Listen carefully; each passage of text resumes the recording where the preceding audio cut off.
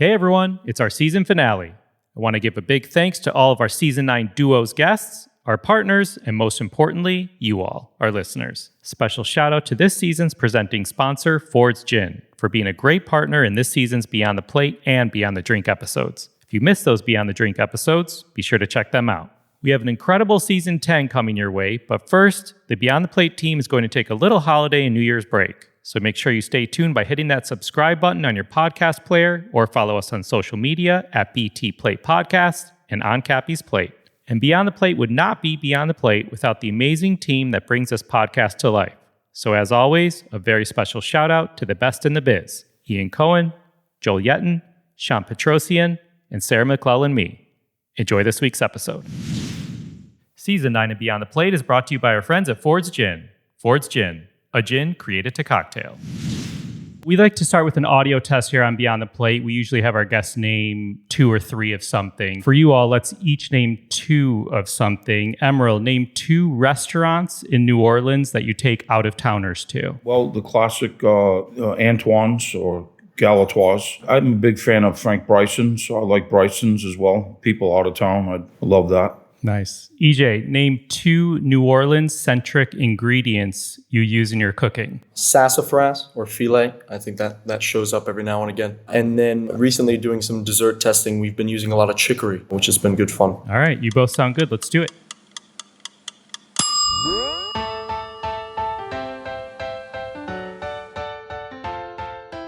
Hey everyone, I'm Cappy and you're listening to Beyond the Plate, the Duo season. I'm a chef by trade and hospitality professional. By day, I head up Rachel Ray's culinary operations and co-founded her cooking and kids charity called Yummo. 6 years ago, I had the idea to put together a podcast where we sit down with the world's culinary elite to explore their journey into the food industry and the social impact they have made in their communities. Hence, the name Beyond the Plate. If you're new to the pod, welcome. If you listened before, we're so glad you're back. This season, we're featuring some of the greatest restaurant and hospitality duos in the industry. And we're grateful to our partners who make this podcast a reality. With that, I'm following up to our partnership brand mention from last episode. How was your bottle Negroni? Tell all the listeners, Ian. Well, it was great. I used a tip I heard on a Beyond the Drink, and I put cinnamon in it. You texted me that it was a little too boozy for your guest, Ian. Yeah. Well, the Ford's Gin, even though it could be too boozy, it's delicious, so we drink it. Made it in the bottle, just as you should. I did it just the way you told me. I listened to our episodes. I put the cinnamon in, a nice little orange peel going. Color was magnificent. Maybe the people we had at the party just can't handle a stiff Negroni. It's not like a spritz, you know what I mean? Like it's an aperitivo, but it's like a boozy an aperitivo. So it's not like a spritz. As Kate Gerwin said in her Beyond the Drink episode with Suzu, growing up, your parents say, eat your vegetables, eat your vegetables, eat your vegetables, and you don't want to. And then eventually as an adult, you're like, wow, broccoli's awesome. And so Negroni, she said, like, try it and try it again and try it again. And eventually you're like, wow, this is a delicious cocktail. And look, my first sip of Negroni, like it hits you, you know? But now I'm like, this is so good. All right. This ad read is ending and I'm going to go drink a Negroni. Just kidding. As you all just heard, this episode is brought to you by our friends at Ford's Gin. And we all know seeing a bunch of different gin bottles at a bar, at a restaurant, at a liquor store can be daunting for some of us. So that's why Ford's Gin was crafted by bartenders, for bartenders, and at-home bartenders like Ian to make a really good gin cocktail. Well played. Simon Ford noticed bartenders had various go-to gins for different classic gin cocktails and thought, why not make a gin that bartenders could use that would work perfectly in all of these drinks while keeping it at an accessible price? That's not Simon's voice, but that is what he did. So speaking of Simon, and I'm not just saying this, I listened to the whole thing and I enjoyed the episode with Simon and Julie. I'm glad I could listen to him talk all day about gin and cocktails and all of the things. That episode was great. If you haven't heard, scroll back a little bit. Simon and Julie Beyond the Drink episode. Julie Reiner is co-founder of a couple world-renowned cocktail bars in Brooklyn. And before that, she had the Flatiron Lounge in New York City, the Pegu Club. And if you're a bartender listening to us, you know exactly these places I'm talking about. And you may have recently seen her as a judge on the Netflix show Drink Masters, which, Ian, they just announced season 2. They're going to start casting soon. So if you're a bartender and you're listening to this, try out Why not? Season 2 of Drink Masters. Not a sponsor. Netflix is not a sponsor. One of the things we love about our partners at Beyond the Plate is how they all give back, and Ford's does so within the bartending community. Or as Simon says in that episode, Ford's is always trying to push their social consciousness forward. They've also supported plenty of events and fundraisers and continuously have the bartending community in mind. So if you want to learn more about Ford's Gin, go to fordsgin.com and follow them on social media at Ford's Gin. Please drink responsibly. Ford's London Dry Gin, 45% ABV, Brown-Forman, Louisville, Kentucky. Ford's Gin is a registered trademark. Ford's Gin, we thank you. Hey everyone, one more thing. The team behind Beyond the Plate is excited to bring you a brand new podcast called Clean Plate Club. Clean Plate Club is a kid and family-friendly podcast that is kind of like story time, but with recipes. Listen along as we share delicious dishes and tasty treats from chefs and celebrities who cook at home with their kids. Clean Plate Club is a great way to get kids excited about food and cooking. Find it on all major podcast platforms and on Instagram at Clean Plate Club Pod. Now, enjoy this week's episode. When it comes to father-son duos, these two were definitely at the top of our list this season. Emeril Lagasse, honestly, it feels a little silly to even have to intro you, but here we go. He's a chef proprietor of 8 restaurants, has hosted more than 2,000 shows on the Food Network and plenty more TV. Best-selling author of 19 cookbooks. In 2002, established the Emeril Lagasse Foundation to support children's educational programs. Was named Humanitarian of the Year by the James Beard Foundation in 2013. And there are probably over 100 more things I can share, but most importantly for me, as I watched him explode on TV in the late 90s while I laid in bed late at night in college, he inspired my decision to leave the university I was at to pursue an education and career in culinary arts. Thank you, Chef. E.J. Lagasse is, you guessed it, the son of Emeril Lagasse. No surprise, he fell in love with food at a very young age and spent most of his teenage life in kitchens. At 13, he started working in the kitchen at Merrill Restaurant, named after his sister, and continued working in kitchens ever since. He staged at a number of iconic restaurants around the world where he gained invaluable experience, which we now all get to experience. At just 20 years old, he will reopen Emeril's restaurant, bringing the new and modern techniques he learned to the flagship, leading the day-to-day culinary development. Please enjoy this episode as we go beyond the plate for our season finale with chefs Emeril and E.J. Lagasse. All right, not sure if you're aware, but we're wrapping up our duo season, guys. And as a dynamic duo yourselves, I want to start with a little icebreaker. Say the first thing that comes to mind. Emeril, tell me the last great bite you had of one of EJ's dishes. Just before we closed. So the restaurant's been closed since about the middle of June, doing this complete renovation. We actually gutted the restaurant, and we're sort of, not changing the foundation, just looking at a new era for the future. So that's probably the day that we closed was probably the last bite that I had. And I think it was sort of the beef with daube glacé, his cheesecake that he's sort of reinvented of an old classic dish of mine, which is dynamite. Same thing with the potato Alexa, a dish that I created many, many years ago for Alexa Joel, and he sort of has refined that with his study. And not only is it fun, but is it really damn delicious. EJ, how about you? Last great bite of food you had of one of Dad's dishes? Oh man, I think the last time that I actually went to go see my parents at their house, he knew I was coming, and so he just made this like ridiculous spicy rigatoni, tomato and the whole deal. And then the last time he cooked for me, and it was, I think I had he remembers, I had 4 helpings. It was ridiculous. For those of you listening, I got to tell you, this is already so fun. Like Emeril talking about the cheesecake that EJ reinvented, EJ smiling as Emeril smiling, talking about it. I love this energy here. It's so good. We have a lot of fun, man. Yeah, I could tell. Guys, we like to kind of start these off. I'm going to go a little quicker here, but we like to kind of kick this off like where it all began, and that's childhood. So, Emeril, take me through really quick, what kind of kid were you? Well, I was I had a lot of music in background, percussionist, turned down a full scholarship to music school, to the New England Conservatory, to pay to go to cooking school. Went to a high school culinary program.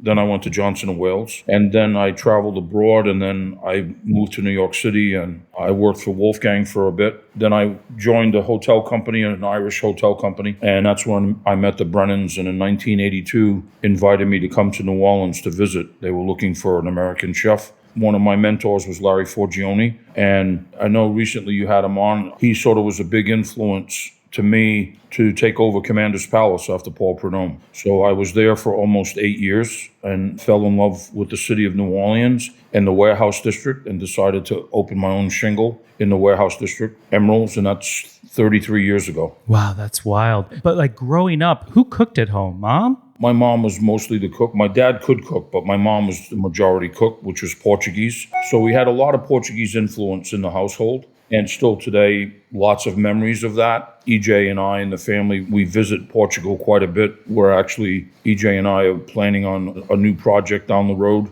in New Orleans that will be Portuguese inspired. So it's kind of in he and I's blood, there's Portuguese roots, but it was really my mom that was the big influence. So is that why you worked in a Portuguese bakery? Was that in Vancouver? No, that was in Fall River, Massachusetts, which is a predominant Portuguese little city in between Cape Cod and Providence, sort of 20 miles from Providence, a little less than 20 miles from New Bedford, which is another Portuguese influenced city, but also a big fishing city. Yeah, I think it has the biggest capacity or the biggest population of Portuguese people outside of Portugal. I remember you telling me that or hearing that somewhere, but between New Bedford and Fall River, it's the largest amount of Portuguese people outside of Portugal. And outside of that, not in North America, outside of that is Toronto. Toronto's a big Portuguese influenced city as well, but New Bedford being the scallop capital and Portuguese having quite a bit of knowledge about fishing, it was fun growing up. EJ, besides the kitchen, what else were you up to as a little kid? What were you getting punished for? I played a lot of soccer growing up. That was sort of the other big thing. I think any kid at some point has that thing where they're like, oh, I'm going to be a pro athlete. I got this. This is, easy. No problem. Were you good? I mean, I was decent. I wasn't fantastic, but I played. I was a captain of the team. It was fun. We had a good time. But yeah, there was a lot of that. And then, there was genuinely a lot of cooking. When people are when you say that, people are like, okay, come on, you're saying that because of what you do now. It's no, there was a lot of that. There was, when my dad was home, whether it be, if he was working in the restaurants or if he had been filming or something, when he was home, we were cooking at the house. We would go out to eat. There were a couple of spaces that we would go and eat out, special occasion and things like that. But other than that, we were cooking at home. And so there was a lot of that, which I guess that the only thing in getting in trouble at that point would have been just, a bit too much salt in something. But other than that, everything was pretty smooth and breezy. Yeah, when we lived in New York, it was a pretty much everyday thing. That we lived across the street in Manhattan. We lived across the street from a wonderful fish market and a wonderful cheese shop. And then right next door to the cheese shop was the butcher, Leonard. And so I would take EJ and I would take Merrill, sometimes together or separately as separate time, love time. And EJ wasn't so much of a fan of the cheese store. Merrill was a fanatic about the cheese store, but EJ was a fanatic about the fish market and going to talk to Leonard about different cuts of meat, etc. So what EJ was saying, we would do that, just come home and cook. I love that so much. EJ, are there dishes or smells you remember as a kid? Yeah, I think the most common thing that we did was salmon, because there was always I loved it as a kid. I loved salmon as a kid. I think I ate so much of it when I was a kid that maybe now I shy away from it a bit. But there was a lot of salmon, skin on, hard sear, lentils de puy, carrots. And he always used to put cumin in his lentils, which I always really enjoyed as a kid. And so that was it was salmon and lentils were the big thing.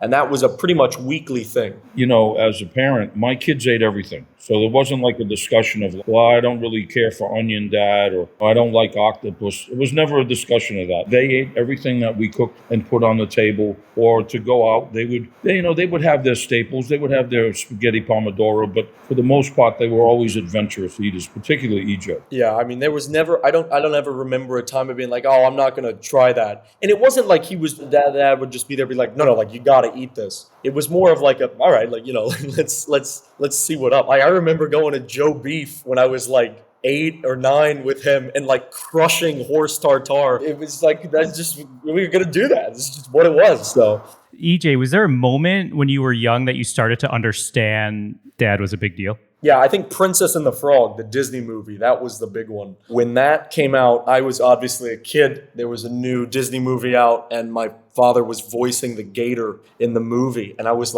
that's pretty cool. And so, I think as a kid, seeing him get stopped, walking around New York, seeing him get stopped and somebody saying hi to him or something like that, or asking for a picture or whatever it may have been, I always assumed, I think very early on, that it had to do with Princess and the Frog. And then I realized, oh, it's because he's got this television show and he's in everybody's house at 7 o'clock at night. So that was sort of, then I put that together. I was like, I put two and two together, and I was like, okay, that makes a lot more sense than him being the gator, and a lot of people just freaking out about that. That's really funny. So when you decided to go to culinary school, was that a given or was it like up for debate? There was a lot of discussion about it because I didn't want to go to school. I didn't want to. I was finishing up high school and I had been working in restaurants and I had been in New York working and stuff. And I was like, man, I just want to move somewhere and pick a restaurant and try to get in and try to work there. And Dad was fully on board. I really went to university because I think my mom would have been like, okay, a little bit upset that I had just decided to not go. But then I did go and tour Johnson & Wales with my parents, and it was such an amazing campus in Providence, and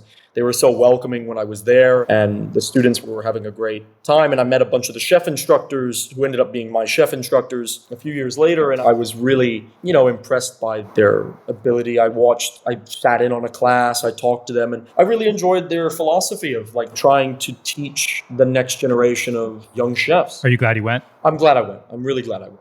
I loved it. I loved being there. I wasn't there very long. I think it was probably a total of 9 months or something like that. Yeah, you were a pretty quick study. I loved being there. It was great. I met a lot of people that I'm still very close with that are involved with the school, involved with the university. They've allowed us to have quite a great internship program in the restaurant and bring people down. So it's been fantastic. It's been great. I love Johnson Wales. It was great. Emeril, you've tasted a lot of food in your life as a judge on Top Chef and plenty of other shows and restaurants and whatnot. Do you remember the first thing EJ cooked that you were like, wow, this kid's got it? Do you know the answer to this, EJ? No, I have no clue. This is good. Okay. I'm trying to think because there's a lot of food that he cooked and would try. So I'm trying to think of. I can tell you recently. He just talked earlier about my sausage rigatoni. I got to tell you, when the last time he made sausage rigatoni, it was unbelievable. He has a knack, and I think that is from Chef Repair. He has a really passion and has a really good knack for cooking fish and seafood. And that was sort of, you brought up Johnson & Wales with EJ. I can remember having a family discussion. I can remember we were having family dinner at Cafe Boulou in New York. And we got into this discussion. I guess EJ was maybe 14. And during the dinner table, when we were doing a tasting menu, he looked at his mom and I and said, look, I've decided what I want to do. And so we're like, okay. There was no questions asked about what you wanted to do. And we never really had a discussion about him being in the restaurant business or being a chef. There had been little bits and pieces. Earlier than that dinner at Cafe Boulou, there was the other dinner when Gavin Kaysen was the chef at Cafe, when I had that duck that I still talk about, that's unbelievable, that I was like, okay, that's a possibility to be a chef. And then really ironing it out, I think, was at that family dinner you're saying. Well, Gavin was a very talented chef, but we had this discussion at the table. And after he said that to his mom and I, we got into a discussion. We said, well, look, you're going to have to leave the nest. And growing up in New York City, as he did, born and pretty much raised in New York, we said, okay, well, you're going to have to leave the nest eventually when you can and go elsewhere. So he spent 2 summers, 15 and 16. I think it was the 2 summers before that. Yeah. So he spent 2 summers working for Eric at Le Bernardin, living back in New York City, primarily alone. That's EJ. Yeah. He was across the street from the restaurant and set up, and his mom and I are well protected, and probably some people think that we were probably awful parents, that we would let our child be in New York City at 15. And that's when another super layer of passion got to EJ with that experience. And he worked with Danielle for a bit, but I think Chef Repair, that layer really sort of just got EJ and really opened his eyes to a lot of great things. There was a moment for me being at Le Bernardin that was the first time, that was mainly understanding that there was a similarity between a restaurant that I had always looked at as the best restaurant in New York City. It was the special occasion restaurant. It was the temple of seafood that it obviously still is, run by these amazing people, awarded everything under the sun, New York Times, all that stuff. It was the best. And then when I was in there, it was so far and above what I had seen previously, obviously, but I could see the similarities linking some of our restaurants to it and things like that. And I think it was just normal systems and procedures of restaurants. But there was something that clicked in my head that I was like, wait, this is not so far away from day to day what goes on at Emeril's or at Delmonico's Steakhouse or any of our other restaurants. Like, this is not so night and day as I maybe thought and assumed that it was. And I think with a few discussions with Dad and a few things that we know and that he knows and a few things of people that we can bring in, we might be able to get a restaurant like Emeril's to operate at a level, once again, as high as Le Bernardin was at when I was there and as it is today. But I think there was something that clicked in my head that was like, wait, I think that's something that we could probably achieve, is running something as efficiently and well-oiled as Le Bernardin does. Because I remember hearing stories from my dad and from many people that have worked in our restaurants for a long time, saying about, man, when the restaurant opened in those first 10 years and all of this. And I think it was just sort of this drive of, hey, we can regain that steam. We can build on that again. So that was an interesting thing that happened to me when I was there, for sure.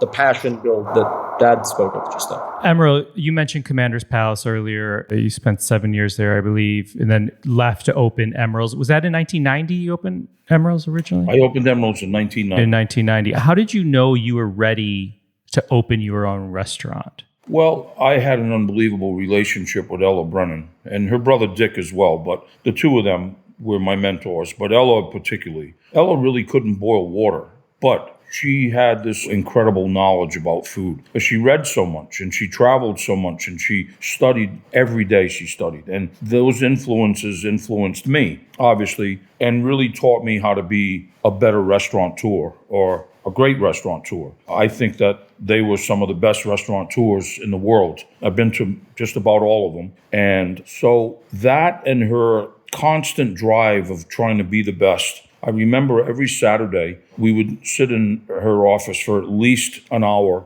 sometimes more, and she'd have a stack of cookbooks, 2 or 3, and she'd be flipping through them, and I could see it right now. She'd be flipping the pages, and she would say, "Oh, okay, what about this dish? Do you think that we could Creolize that? Do you think you could Creolize that? Do you think that you could rework that dish and make it a Commander's Palace dish?" And so she gave me this window because there was no way of changing the menu. The trout almondine and the trout pecan and the redfish, that wasn't gonna take that off the menu. But what she allowed me this window to be creative on a nightly basis and use that as a vehicle to educate the staff and to take the staff to further places and not just be on the ground constantly just pumping out. So that was eventually, her and I were going to do a shingle together. She wanted to be in the French Quarter because of demographics, and I wanted to pioneer the warehouse district, which is where I lived and dreamed of, they didn't even have street lights, at the time. And so I pioneered and didn't have a lot of money, so had to do what I had to do in this warehouse and did a lot of painting and did everything pretty much myself for 6 months before we opened. And then we opened in March of 1990. What was the North Star for Emeril's back then? Like, what made it so special? Well, the North Star for me was to be the best New Orleans restaurant for New Orleanians. Because if I could accomplish that and had a local clientele that felt that they were coming to one of the best restaurants in the city, then I knew it would be successful. I never really thought of the word, when I opened Emeril's, I never thought of the word tourist. I had a well-established clientele from Commanders and from the city and from the state that would visit once a week, sometimes 3 times a week, that would come. I had various clubs that formed. I had a Ferrari club that came on Fridays. This group of 6 or 7 guys, they would order Bordeaux's and Burgundies out the wazoo, and I would cook for them. Back then, we even had a tasting menu in 1990 that I had established at Commander's Palace. It wasn't printed. It was all done with my memory. And sometimes it got a little hairy because some nights it would take off and we'd do 60, 70 tasting menus with a piece of paper and a pen. I watched you do that not too long ago, probably 18 months ago. Right before I came back to Emeril's, I went to visit him in Florida, and the Florida restaurant they were so busy. I mean, it was like 350 covers and something, and so busy. And he comes in, and I was just there. I just there seeing stuff. And he comes, he's like, all right, we're going to do a tasting tonight. We're going to roll it. And he did it the old Commander's early Emeril's way. And it was an all verbal tasting menu, nothing printed. And I think they did 90 menus that night. And I was just like, okay, this is great, man. And they did it. And I can't imagine how well they did it back when that was just there was no other way. There was no other way they were going to do that. So when that was the system, I'm like, man, that must have been, what a blast that would have been to be in that kitchen. Just, I mean, oh. That's so cool. Emeril, at what point in your career did you realize you made it as a chef? I'm still waiting for that day.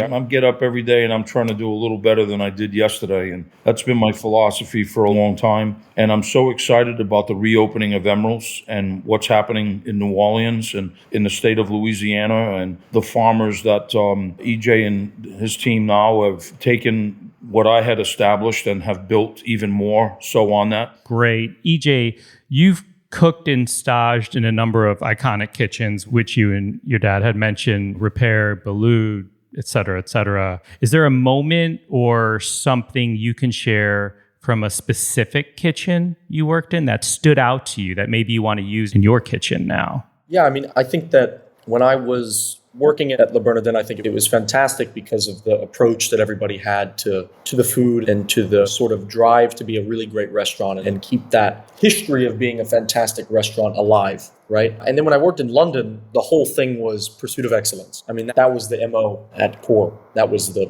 whole thing, a pursuit of excellence and just continuous. I got to a point where I'd been in New York and I'd been in London and I'd been working in a bunch of these different restaurants. And I was like, man, this is really a push. This is 95 hours a week, 100 hours a week. This is wild. This is great. I love it, but this is a lot. And I was like, how can I build myself to be a manager to where I get to a point where I can have people and get everybody on board, and for that vision of pursuing excellence and things like that, and being very intentional about everything, and also showing that respect to the history of the restaurant at Emeril's. And how can I also do that while making it a very enjoyable place to work at, or that you're feeling you're getting something back from? And when I got to Stockholm, I really saw how that was accomplished. It was really well done at Franz, and it was fantastic. The team was like, you get there in the morning and everybody's really immaculate, really sharply dressed. Everything's really great. The mise en place that's going on is fantastic. But, there's like Dua Lipa in the background, like making it a little bit more lively, a little bit more taking what we do very seriously, but not taking ourselves so seriously, I think was sort of what I gathered from my time around. So when I came to Emeril's, the thing was, there was no way to instill the culture of do your job, do it intentionally, and do it well without giving the reason to do that. So I wanted to, and continue obviously every single day and will for the next 40 years, but continue to sort of get the team and everybody excited to be there every day. And so whether that's bringing farmers in to speak to the team about what certain grain you're getting from North Carolina, or having the team sort of do a staff projects thing. I do this thing where we'll get everybody around and we have a very brief little thing. And maybe one day while we're doing a team mise en place job, we've assigned somebody the week before, let's talk about a restaurant. Let's talk about Chez Panisse or something. Tell me about Chez Panisse. Let's all talk about Chez and go into Alice and let's talk about it. And so for 10 minutes while we're doing a staff mise en place job, maybe my meat cook, my meat chef de partie is talking about Chez Panisse or something, a little project like that. So engagement with the staff, I think I found out was the most important thing that I wanted to get back, because I heard all these stories when I was a kid and coming up in restaurants about these crazy things my dad would do, like walk a palm tree into the dining room to explain what Hearts of Palm is to the front of house team, stuff like that. And so I was like, okay, we got to do that again. We got to do stuff like that. So I did a very similar thing with sugarcane and walked a thing of sugarcane into the dining room. So it was staff engagement. That was really the one that I really wanted to bring back. I wanted to get everybody engaged and feel like they were getting something other than just, obviously, the monetary aspect of a job. Let them feel like they were really getting something out of the job. So I know you were in Baloo's kitchen, and I wanted to ask this. Dad earlier mentioned when you lived across the street from the butcher, how you were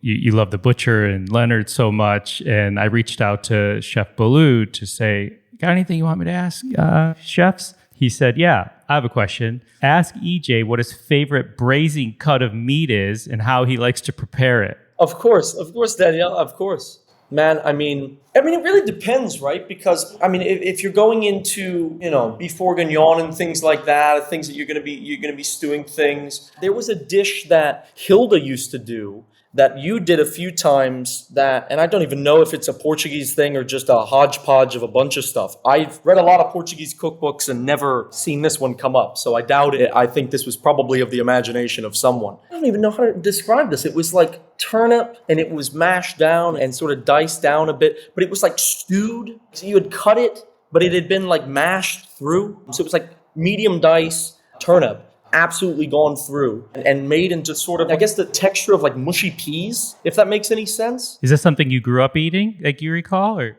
He made it. I recall this like in my childhood. You probably made this 4 or 5 times. And I probably should have requested it more, I guess, but it was one of the most unbelievable things. And there was beer involved. And I believe that you were going short rib. You were doing short ribs when you were doing this back in the day. Yeah. Yeah. And so it like the short rib. And then I very vividly remember being like 4 or 5 years old and the bones coming out of the short ribs. And obviously you're just low and slow for quite some time that you were doing there. I don't remember exactly how long, I don't think if you gave me a bag of all the ingredients, I could make exactly what he had done. I could come up with something similar. But I remember it being like beer braised beef with like turnips. And you served it sometimes with rice. You would serve it with the potatoes. You would do sort of little turned down like spring onions into it as I guess a garnish or something. And they were just sort of braised. And I just remember that being very delicious. Funny how those memories come back, huh? Yeah, like I don't remember. Did Danielle give you a cut of meat? He didn't, but now I want to ask him. Yeah, now we need to ask Danielle. Good on him though. Man, that's so funny. I texted him the other day about wishing him well with something in personal life. And he just sent me a meme emoji of himself blowing kisses at me. So I was like, okay, chef, sounds great, chef. Hope you're well. So Emeril, I think you were around 30 when you opened Emeril's, and EJ changing the game here at 20. So you guys started to sprinkle in bits about Emeril's 2.0 or the new iteration of Emeril's, a new version. EJ, you want to share some more of what we can expect in this new version? Sure. I took over as Chef Patron when I was 19, which is wild, obviously. But he was 23 when he went to Commander, so not that far off. But look, we've gutted the building, completely gutted it, and taken it down to the studs. It's been a massive undertaking. We've had a fantastic team behind it, getting it done. It's really close now to being finished. We are days away from really moving into the kitchen, about 3 days away from that at the time of recording this. But, when we get back, it's going to be a smaller dining room than it was before. I think the main reasoning behind that was I wanted more things under the magician's hat, if that makes sense. I wanted more front of house team behind the scenes. I wanted more stuff to be hidden. There are guerdons and things that were used for tray drops and things like that to get food into the dining room that were exposed. And so I think a lot of the architectural change to the restaurant was involving the sort of hiding of some of those service points so that less was in the guest sight. But yeah, so I think the goal was to move a lot of that stuff behind the scenes and allow that its own area. And then I wanted it to be a bit more, and after some discussions with that, we wanted it to be a bit more quaint, the dining room. We've taken something that's been there for 33 years. The first part of the restaurant before we bought the addition, was basically 22 tables in the food bar. When we bought the addition, it expanded the bar a bit and gave us more tables. So we were at about 32, 34 tables, the whole restaurant, and then the food bar, and then the bar. And so now with this new configuration that we've done and that EJ and the team spearheaded, the main dining room will only have 12 tables, and there will be the wine bar will only have 46 seats. And the wine bar will be where you can order a la carte, but fun. Not just the gumbo and barbecue shrimp, but some really fun, creative things that the team is doing as well. But in the main dining room now, it strictly will be just tasting menu, either classic or seasonal. We've even eliminated the food bar, which was a big thing for me. He's revealing my secrets, Andrew. Well, I'm sorry, but that was a big thing because there were no food bars. The only food bar in America that I knew of when I opened Emeril's was at Coyote Cafe in Santa Fe, New Mexico, under Mark Miller. And I did probably the second food bar in America. And so that food bar has become really part of the restaurant for a long, long time. Yeah, part of all of our other restaurants, to be honest. Most of them do include. And I did the food bar because I didn't want to intimidate people single people in the warehouse district, coming to a white tablecloth restaurant. I didn't want them to be intimidated. So that's why I did the food bar in the first place. And then it just sort of caught on, like EJ said, we have a food bar in most of our restaurants now at Emeril. But anyhow, it was bittersweet for me when we first closed, and then seeing the evolution of where these guys are going and what EJ and what Mike Olson and the team have done, and Kristen and Alden. It's really been incredible for me to see the evolution of what's getting ready to happen, and to see the new era that's going to take place is just super exciting. How are you guys both feeling about it? I'm so excited. It's unbelievable, personally. Yeah, I can't sleep at night, but I'm very excited. It's unbelievably exciting. I think that I know to take all of these ideas that I know that he's had for a number of years, probably 33, and to take, some ideas that I've been thinking about since I was a child in the space, and to kind of see them come to life is pretty surreal, to be honest with you. And so we'll have all the tools necessary to do what we want to do, and we'll go from there. I think the big thing is that going into this, we have a really super incredible team, both front and back of the house. Great mixology program, great mixologist, of course, a Grand Award winner for 20 some years with our wine list, and continuing to grow as we speak, and really good front of the house, probably the best that we've ever had, and really great people in the kitchen that EJ's assembled. A really awesome team. So I'm as excited about that as the physical restaurant opening, because, as I've always said, win the Super Bowl, you got to have a great team. It's not just a quarterback. Yeah, absolutely. All right, I want to touch upon social impact, and then we'll do a quick speed round and close it out. As I think you guys know, the podcast celebrates social impact with all of our guests, and learning how everyone does it is what keeps us going, whether it's a cause or organization, something personal, something through the business, whatever it may be. I know there's so many ways you all do it, mainly through Emeril Lagasse Foundation, which you established in 2002, I think it was, Emeril. I'm actually curious, though. I know you had this vocational training of culinary arts in high school. Did that inspire your foundation work somehow? No, my true inspiration for the foundation was I was on the board of Andre Agassi's foundation for 10 years. And to see Andre, the way that Andre is, he's such a humble, incredible human being. To see him do in Las Vegas, which people said would be unheard of, to build a school step by step through his foundation and through his incredible talents as one of the world's best tennis players, but one of the world's greatest human beings as well. To see that and sitting on the board and being close to Andre, I finally said to my wife 22 years ago, I said, Alden, we need to do that. I don't know how we're going to do it, but we need to do that. We really need to inspire children from a culinary arts perspective, an educational perspective, from a food perspective. We need to do that. And her and I set our goals out to do that. And we're going to celebrate our 20th year this year. We're planning on already 25th. We have this legacy program that we now have 6, soon to be 8 kitchen, school, and garden programs that it's just incredible. And now it's happening a lot more outside of New Orleans as well. It's happening in other states that we support as well, Las Vegas and California and in Florida, Mississippi. So that's really the influence the impact was really Andre, that Andre Agassi that really inspired me. Wow, that's incredible. I didn't know that. That's so cool to hear. I got to tell you, I'm based, EJ, I don't know if you knew this, but I'm actually based in Chicago. And yesterday I was at the ribbon cutting for a school that I've been a part of for 10 years called the Academy for Global Citizenship. And that's one of the schools that the foundation supported, one of their teaching kitchens. So I was able to see that yesterday, and I took a picture of the sign. And by the way, Brian was there and neither of us ran into each other. I just emailed him this morning. I was like, were you in Chicago for that? And I was under the same tent as you and we didn't see each other? That's a special school for us. And we're looking at another one in Chicago right now. Well, like I said, we have 6 and we're planning on having 8 by the end of next year. And by our 25th anniversary, the goal is to have 15. Amazing. So great.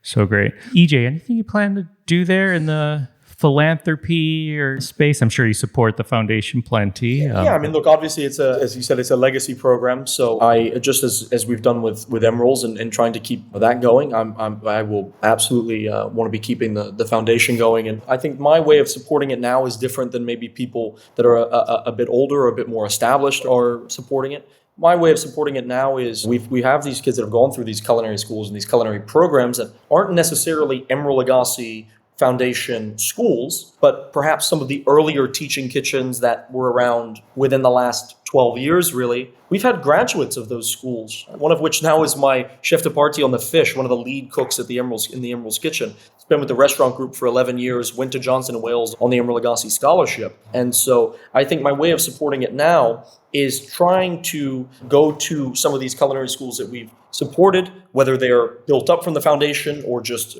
monetarily supported by the foundation, and go in and talk to them and show face. Not that we're just some massive foundation board that's just donating money. We're actually involved. We're actually there and doing things.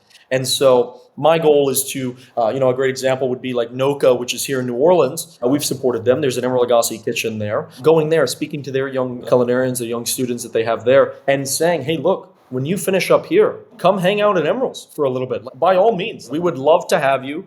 Come see what it's about. Come eat. All of those things that, just to promote excitement amongst young people that are getting into this industry. Because as we know, after everything in the last four years, some people decided that this wasn't really for them, that were maybe going into it. So that's sort of how I plan to support in the short term, but in the long term, I look to expand upon. Maybe by the 50th anniversary of the Emeril Lagasse Foundation, we can have 100 schools. I'll tell Brian that next week, that's my goal. But good luck. You speak about Noka, which is a high school program that we've put together here in New Orleans and really have built the program. And like EJ said, we've built a classroom. No, more than a classroom. It's a full-on program. Johnson & Wales, with some people on the foundation, wrote the curriculum, and the program is incredibly successful. But getting back to what I really wanted to say was that one special thing, one of the events that we do for the foundation is called Carnival de Vin every November. And this year we have Claire Smith from Core, and we have Michael Mina coming. Unfortunately, we just lost a good friend, good chef, who was going to be the third reception chef. But anyhow, the children at that program, the kids at that program, they write the menu. And even though that it's a high school program and that they can't taste the wine, they smell the wine to do the pairing, they do the main dinner for Carnival de Vin, which is super exciting. Yeah, I love that.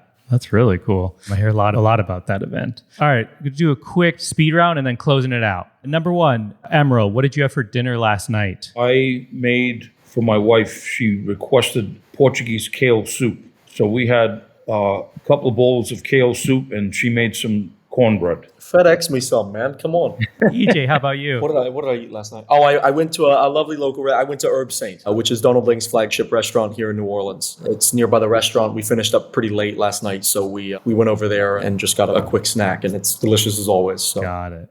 Emeril, name a smell in the kitchen you love. Bay leaf. Smell in the kitchen you hate. Bad oil. Emeril, give me one word that describes EJ. Vibrant. EJ, one word that describes Dad. Honest. Like it. All right, EJ, you're the youngest chef we've had on the podcast. What does success look like for you 5 years from now or 10 years from now? Keep pushing at Emerils, and that's that. Keep that going, and I have no interest in opening an E.J. Lagasse restaurant. I've got a restaurant, just built it basically. So I'm good. We'll keep rocking and rolling and see where it takes us. Nice. Emeril, any fatherly advice you can share with me as a dad myself that maybe you provide to EJ? Well, I wouldn't ask you to do anything that I wouldn't do. And I would say to be true and be honest. I like it. What's next for you, Emeril? Well, I mean, we have a couple of projects on the drawing board. I don't plan on retiring anytime soon. I'm able to slow down a little bit thanks to EJ and the team. I've never had in 40 plus years time to take my wife to lunch or go away for the weekend like normal people do. So I'm excited about that, but I'm not planning on stopping. We've got some really exciting stuff on the drawing board, and we're just going to continue to wake up and try a little bit better than we did yesterday. Love it. Thank you both so much. Really appreciate your time. Best of luck. I'm excited to get out to New Orleans. EJ, keep rocking and rolling, and thank you both for your time. I appreciate it. Keep us posted and keep in touch. Thanks again to chefs Emeril and E.J. Lagasse.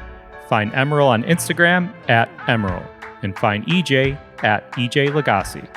To learn more about Emeril Lagasse Foundation, go to emeril.org. We'll share links in the episode notes and at beyondtheplatepodcast.com. Find me and keep up to date with this podcast across all social media at On Cappy's Plate or go to beyondtheplatepodcast.com. Beyond the Plate is also on social at BT Plate Podcast. This episode was produced by myself along with Ian Cohen, Joel Yetton, and Sean Petrosian. Our digital media producer is Sarah McClellan-Mead. Our music has been composed by Goldford. Find him at iGoldford. As always, a special shout out to my wife Katie. If you have a moment, would you be so kind as to rate or review and subscribe to this podcast on your listening site of choice? Thank you for listening to Beyond the Plate. I'm Cappy, and remember, there are never too many cooks in the kitchen.